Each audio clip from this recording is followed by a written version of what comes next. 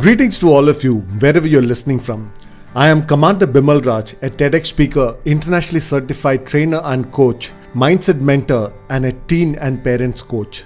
In this podcast, The Awkward Talks, I bring you topics that are usually considered taboo or are not discussed freely but are some of the most pivotal things that we should be talking about. While we were at schools, we were expected to stand up when the teacher entered the classroom. Why were we made to do that? When asked others, the most common reply was that the purpose of standing up in front of a teacher was to show respect. Fair enough. But then the question comes, why don't we then rise when our parents, spouse or other elders enter the room? Is it that only teachers deserve our respect? Interesting perspective, isn't it? Well, the real purpose of rising when the teacher entered the room was not to show respect, but more to show obedience. Now, this topic is very close to my heart, and if you would like to know from where the current system of education originated, then listen on. At the outset, let me give the credit of this episode to my mentor Blair Singer.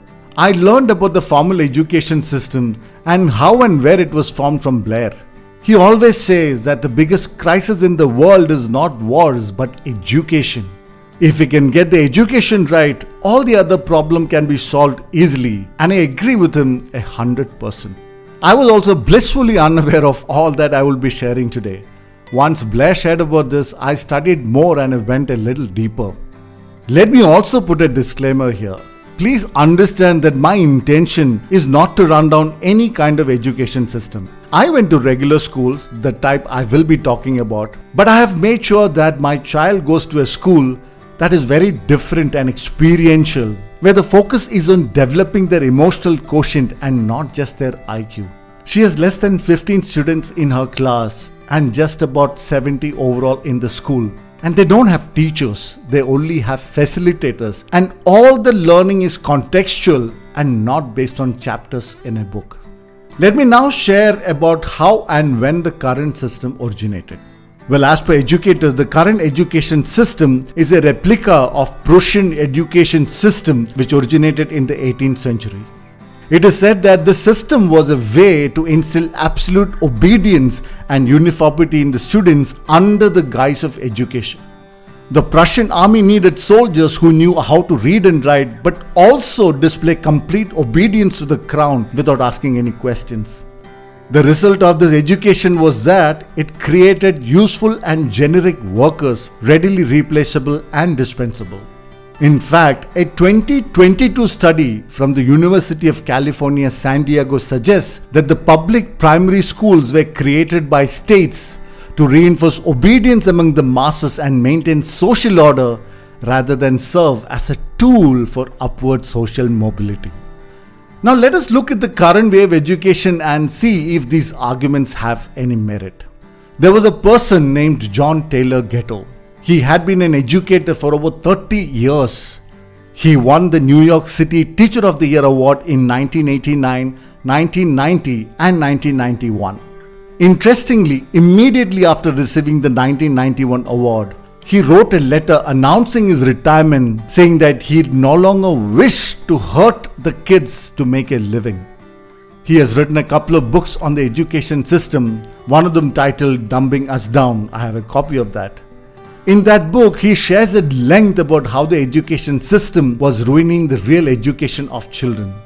He later clocked 3 million air miles to speak at different countries about his research. He also visited places like the Harvard, NASA, and even the White House, among many other places. Now let me share some of the things that he pointed out about the current system of education. First, he said the teachers in the system acted as surrogate parents and they had no mercy for the child and punished all mistakes ruthlessly for the purpose of destroying trust and instilling fear. The curriculum consisted of rote reading, writing, and memorization assignments that were meant to destroy the creativity and spontaneity of the children. Next, the grades themselves weren't used to measure the child's knowledge, but rather the level of its obedience. The worst grade implied that the child were rebellious and refused to follow given methods. It was neither a measure of his intelligence nor of the knowledge he possessed.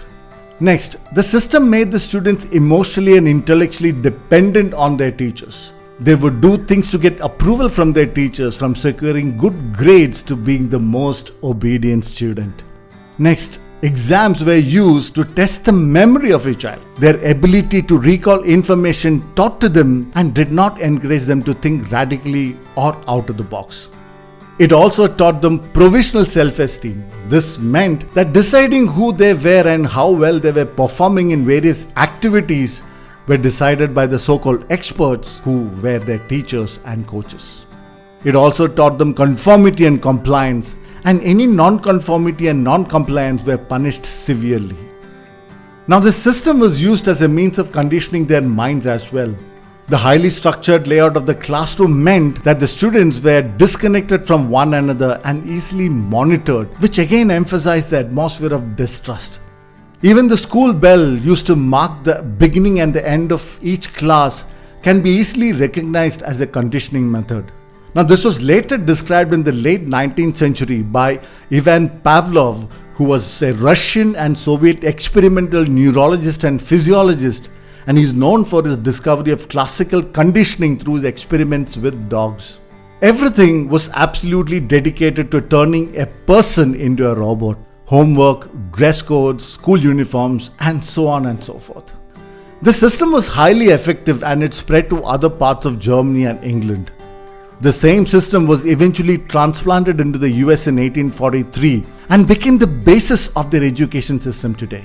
There were some minor changes. Instead of the king, the students were taught to obey the state, but everything else was left the same. Now, this was useful in grooming their soldiers initially and later to create a workforce for the numerous factories that were set up during the Industrial Revolution. They needed a lot of people in the factories. They needed people who would follow a specific routine and undertook their tasks without asking too many questions. Now, if you look at the word education, the origin of the word education is from the Latin root educate. Educare means to lead out or bring forth. Also from the word educere, which means to draw out or lead forth. It implies that through organized questions, knowledge, understanding, and the potential of children must be brought out. It was never about information being crammed in. Now, interestingly, this was the principle of our own Vedic education. The Vedic education or the Gurukul system has been a source of inspiration to all educational systems of the world. It is common knowledge that individuals from other countries like Europe, the Middle East, and Portugal came to India to receive a top-notch education. The Gurukul system was a form of residential education that first appeared on the Indian subcontinent around 5000 BC.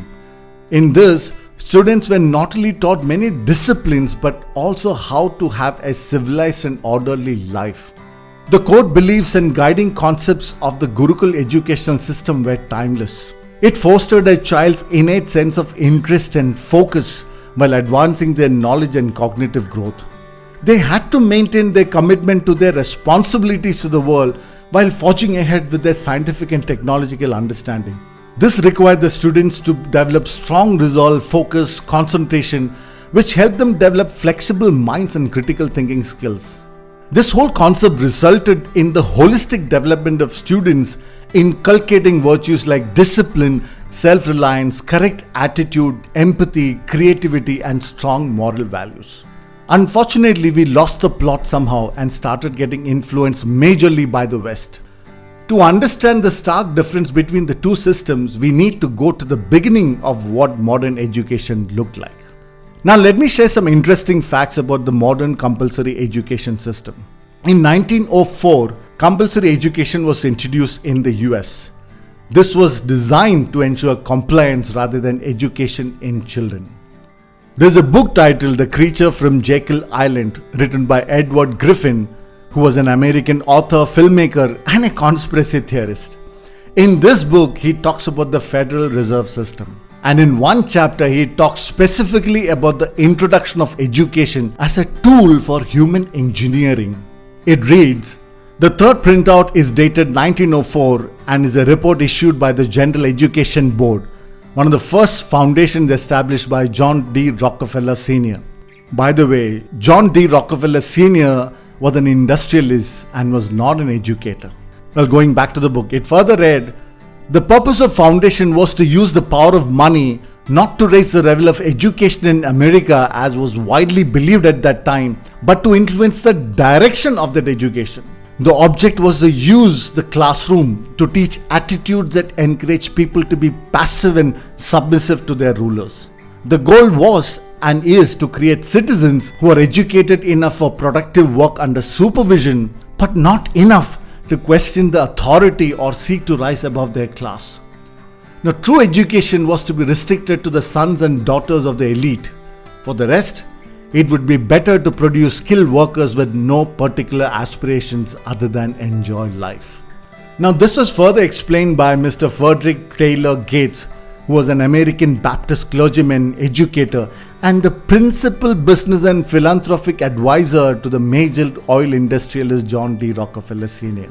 In the first publication of the General Education Board, Gates explains the education plan in which he says, "In our dreams we have limitless resources, and the people yield themselves with perfect docility to our molding hands. We shall not try to make these people or any of their children into philosophers of mental learning or of science. We are not to raise from among them authors, editors, poets, or men of letters. We shall not search for great artists, painters, musicians, nor lawyers, doctors, preachers, politicians, or statesmen of whom we have ample supply. The task we set before ourselves is very simple as well as a very beautiful one. To train these people as we find them to a perfectly ideal life just where they are, in their homes, in their shops, and in their farms." Well, we can throw all this out of the window calling it a conspiracy theory. However, if you listen carefully to all that I shared, you will find that the education system that we all went through did just that. Educate people in classrooms to be good workers to the elite industrialist or to the government. Now, this system was introduced in India by the British. They were looking for clerks to run their global empire, and they used the Prussian system of education to accomplish that task in India. It is said that Mahatma Gandhi later complained that the British had uprooted a beautiful tree and left India more illiterate than before. This classroom education is said to be one of the reasons for the terrible state of public education system in India. Well, the tragedy of Prussian education system is that it could churn out uniform but creatively stunted workers who were ideal for an 18th century Prussian labor market or later for the factories during the Industrial Revolution. Unfortunately, these no longer exist. What we need to progress as a nation is to have a steady supply of creative people who are willing to take risks.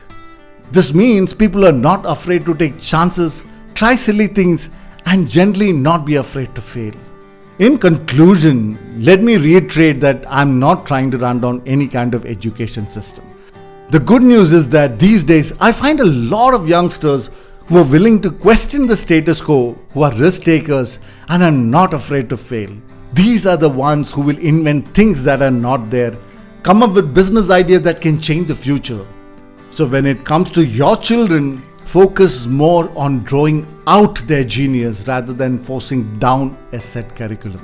Don't try to make them compete with artificial intelligence. In fact, try to make them more human. Help them develop adaptability, innovation, empathy, consideration, collaboration, teamwork, critical thinking skills, and more, because these human skills would be the most sought after in a future filled with artificial intelligence.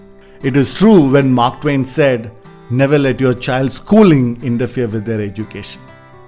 Well, if you like this episode, please don't forget to rate it.